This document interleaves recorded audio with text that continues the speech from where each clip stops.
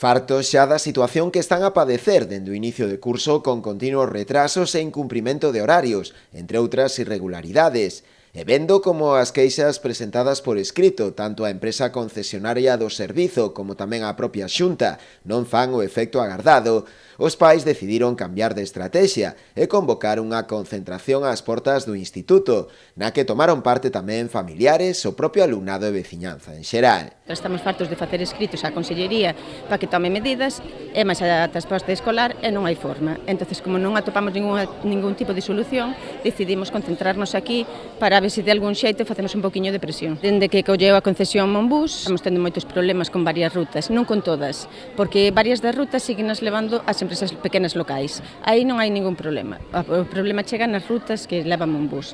Non se presentan os autobuses, o ano pasado foi o inicio, digamos, había autobuses en moi mal estado, chegadas tarde. Segundo indican, o problema que se dá en Rianxo é similar ao que se vive noutros concellos da zona, e non só afecta o transporte escolar, senón tamén as liñas de transporte regular.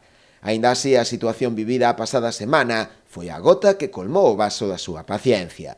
Martes pasado, que Monbús ten o mesmo autobús para esta ruta, para a ruta en concreto que temos o problema, como para o Colexio de Asados. Tiña unha excursión co Colexio de Asados, en vez de traer outro autobús para cubrir, colleu e fixo esperar aos nenos aquí.